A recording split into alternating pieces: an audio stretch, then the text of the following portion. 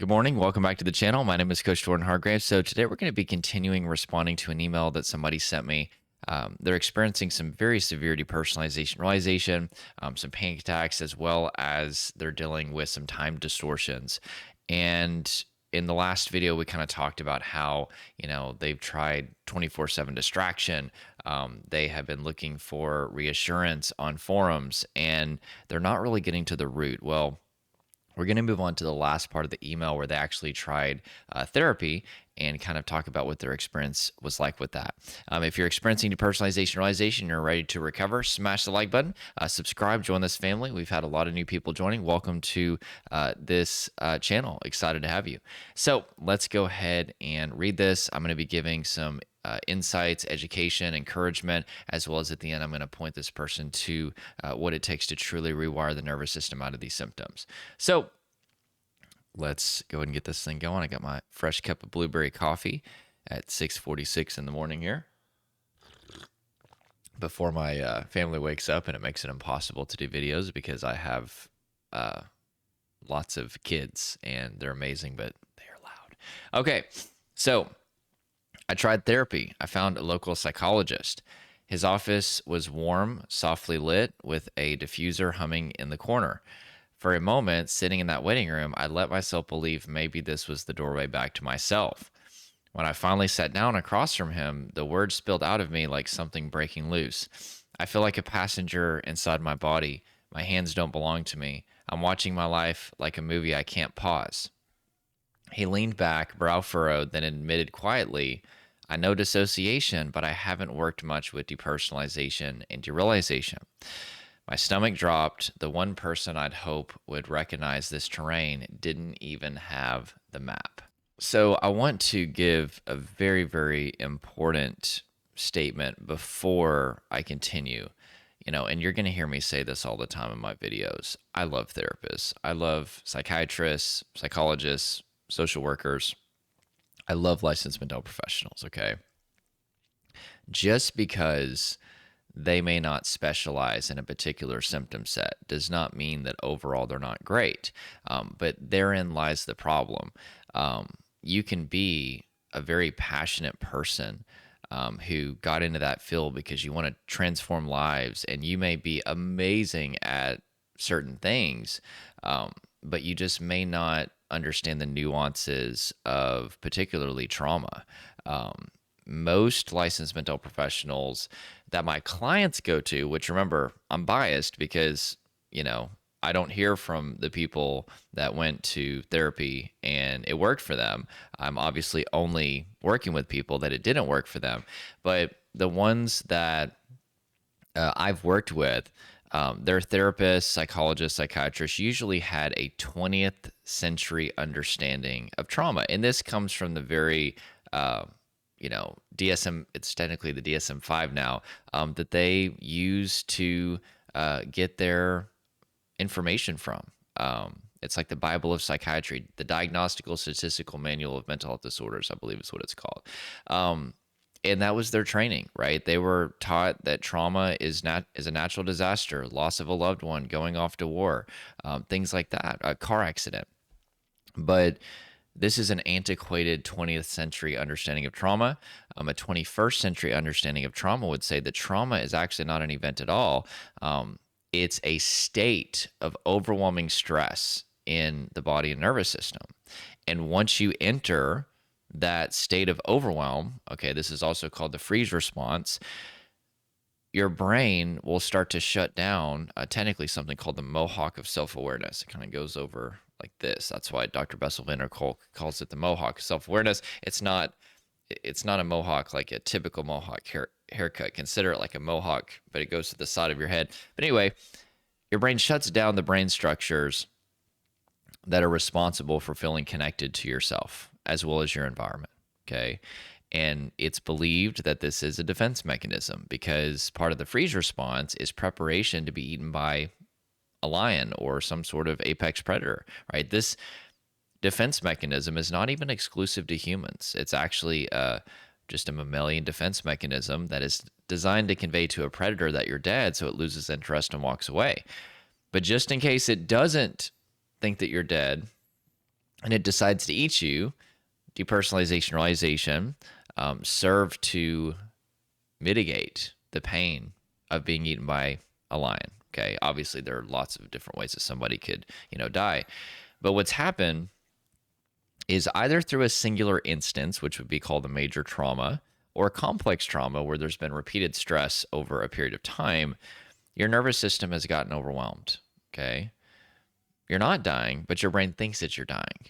And there are all these symptoms that are happening that are reflective of your body and nervous system being in a state of survival. Now, most people in the freeze response slash trauma response are also experiencing some sympathetic nervous system symptoms as well, which would be fight or flight response, right? That's what we would call anxiety and panic, but not all of them. Sometimes in the deepest state of trauma, people go completely numb. I do work with clients like that. I was in that state for a while whenever I was going through symptoms too. And you actually feel calm, and it's very deceptive. But I tell people, are you able to be safely embodied, and can you be in the present moment? And the answer is always no. And that's because you do feel calm, but it's really just that your body is numbing you out because you're so overwhelmed in your nervous system. Your brain thinks like you're literally being dragged to the lion's den, about to be eaten. There's no hope. That's really whenever you enter into the deepest state of trauma, slash the freeze response, whenever fight or flight symptoms shut off, is whenever your nervous system is convinced there's absolutely no hope. But most of the clients I work with, they've got some depersonalization or some derealization, sometimes both. Sometimes time feels distorted, memory issues. Those are more of like the freeze trauma symptoms, but they've also got anxiety symptoms as well, sometimes panic attacks as well. But anyway, regardless, there is a very particular path of recovery for getting out of a trauma response, particularly four things. Okay. This is what really, really helps people get out of this state. Self-regulation. Okay. First, before we even begin to self-regulate, which is releasing the tension, adrenaline, and emotion from the body, we need to first get back in tune with the body. Okay. This is called interoception, the experience of the embodied self. And what I found is most people that start working with me are just like I was for so many years. Like, they're not aware of what's happening in their body. They don't think that there's a lot of tension, adrenaline, emotion, fatigue in the body, but that's because they've learned to make it through life by staying out of their body. They're up here. Okay. And especially if depersonalization happens, I mean, that's the ultimate separation from your body, right? You literally feel out of body. But regardless, before we can even begin to befriend the body and release the buildup in the body, we've got to get you back in your body. And that's one of the first things I do with clients. But once we do start to do that, we then can start to release the buildup. And I wanted to read something really quick. So I just found it. Here's a comment from a therapist that's going through my program right now, and she's dealing with some very severe depersonalization, realization, anxiety, and she's doing great. So I told her whenever she joined, I was like, there's a lot of tension there. You can't feel it right now, but it's there. And I'm not going to read the whole comment, but she said, since starting to do progressive muscle relaxation, I'm beginning to notice the tension I was convinced was not there. Jordan, you were right again. And this happens all the time, okay? You're not aware of the buildup, okay? Because again, you've learned to get through life by staying out of your body, but this is a problem because in order for us to truly, truly get your body out of fight, flight, freeze, you got to be in your body. But anyway, self-regulation is very, very important. The second thing is co-regulation. And this is where, like, looking back to this email here, if your therapist doesn't even know what the symptoms are, I'm not saying that they can't co-regulate you, okay? But I am saying it makes it more difficult, okay? Co-regulation is really the byproduct of two things, okay? Being able to build hope in that person is really, really important. And then the second thing is building a safe, healing, therapeutic relationship, okay? I also would include being able to validate their experience helps a lot. And being able to really guide them through that process of self-regulation. But if you have somebody that just has never heard of the symptoms, it's really hard to create hope in the person who's suffering. Okay. And that is something that I've seen for years and years. And I've been doing this 8 years. I've worked with thousands of people. And they'll say, "Hey, I told my therapist what's going on." And they kind of had this deer in the headlights look. And it just made me believe, like, well, if they don't even know what it is, how can they help me? Okay. And you should see a licensed mental professional. I want to be very clear about that. But unfortunately, it makes it hard for them to help whenever they don't specialize in this, and they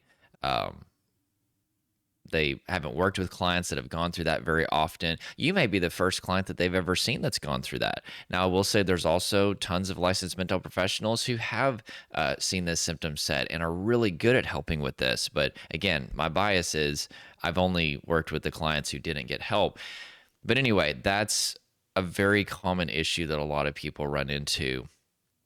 And so, anyway, let's go and continue on with the email. And by the way, the third thing that people need to do in addition to the self-regulation and co-regulation is exposure, facing their triggers. And then another thing is something called cognitive restructuring. You need to get a basic neuroscience of what's going on. You need to basically understand how your nervous system works. That's part of what we're doing here, because that's going to allow you to detach fear and shame from symptoms, because those two things become one of the reason why your nervous system can't downregulate. So those are the four things that major studies have shown. Rewire the nervous system, but then I also add in, healthy lifestyle adjustments in addition to that. So those are 5 things, 5 foundations of safety that I teach people, 5 things that will show your nervous system that there's no need to be in fight, flight, freeze response, and your nervous system will start to downregulate. Let's continue. So he asked me to explain derealization. I tried fumbling through images I'd read others use online. It's like I'm behind a glass. Like I'm living in a dream I can't wake up from. Like the world is real, but I'm not in it. Okay. And that's one of the huge issues with depersonalization, realization in particular, is it's literally impossible to explain them. To this day, I mean, it's also been many years since I've experienced the symptoms. And, I do have memories of going through the symptoms, of course. I mean, I went through depersonalization, realization, 2 years, 24/7, 5 years off and on. I mean, in some ways, I'll never forget it. But I don't have the experiential understanding anymore. And the longer the time goes by, it becomes even more difficult. But I do remember the analogies that I used whenever I was going through the symptoms.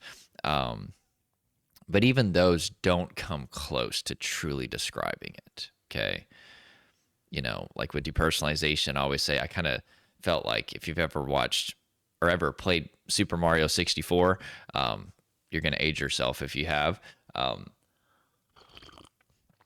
But I kind of felt like my soul had kind of slipped out of my body. And it was like I was on this camera, or like my soul or spirit, whatever you want to call it, was like in this camera, kind of following me around. Like right behind myself. Okay. Not a full out of body experience, but like almost a full out of body experience. Sometimes it would show up mainly in my arms. Sometimes, my phone's going off. Hold on. Okay. Sometimes it would show up, in my mouth and my head. Sometimes it would show up in my legs. Sometimes it would show up where I'd feel like completely, detached from my entire body. And as far as derealization, the analogy that I always give is it felt like time had stopped. Everything became cold and colorless and happening in slow motion. And the people around me looked like actors in a movie. I felt like I was in a movie theater, basically sitting and watching my life unfold, but I wasn't emotionally connected to it anymore. And it's like it's like I was watching actors. That's the best way I could describe it. And everything around me literally felt like a movie. Like again, it's so hard to describe it, but it felt like I was watching my whole life was just a movie. And that's the best analogy that I come up with. And that's one that a lot of people use, but it still doesn't come close to describing it. So with that being said, you're trying to explain these symptoms to a well-meaning person, but sometimes people can't even come up with how to describe the symptoms, and they end up getting, misinformation, or they get directed to the wrong, path as far as healing. it's a problem. Okay. In fact, I'm working with a lady right now that just started a Rise program, and she's been suffering for 30 years. And she said one of the reasons that she hasn't gotten help with her anxiety and DPDR is because, she started experiencing these symptoms whenever there was almost no information out there. And she actually went to two different therapists, and one therapist she met with, I think, for 6 years, and they kept trying to have her find some event because, like, oh, okay, you're dealing with depersonalization, realization, we got to find that event, and she just couldn't remember anything. Turns out she had a relatively, good past, but she experienced something called complex trauma, right? Where it wasn't even one specific event, it was stress that built up over time because of a few different environments that she was in. And so once she found my video, she was like, oh, okay, wait a second. Trauma is a state. Okay, well, wow. And it can build up over time. It's not just one thing that happens. And it really, really is given a lot of clarity for her. And I just feel so heartbroken that she suffered for this long and didn't get the help that she needed. But I told her, I'm like, I'm glad you're on a path now. That's what matters. But literally, like on the onboarding call, I'm just like, my heart's breaking for this lady. But anyway, with that being said, let's continue real quick. He nodded kindly, but then offered the same prescriptions I'd already seen 1,000 times online: journaling, deep breathing, grounding exercises. All well meant, but when you're floating outside yourself and feel like you're living in a dream world, and somebody says just breathe, it's very frustrating. So I walked out of those sessions lonelier than when I arrived, with this heavy thought sitting on my chest. If even this therapist doesn't know the map, how am I ever going to get home? Now the fears loop in my mind like a conversation I can't shut off. What if I never feel like me again? What if this fog is permanent and I'll be watching my life through glass forever? What if birthdays, love, laughter all pass by and later I realize I wasn't really there? What if every therapist is like this, polite but lost, and I'll always be explaining instead of healing? What if that one night, that one joint actually broke my brain? That was whenever I started to experience depersonalization, realization, and panic attacks due to a bad marijuana experience, which it wasn't just that, it was a complex trauma situation, but that was the fear that I had for years. They must have laced it with something. They had to have laced it with something because my friends didn't have the reaction I had. And I would just sit for hours a day and be like, oh my gosh, what if something messed up in my brain? But I got free.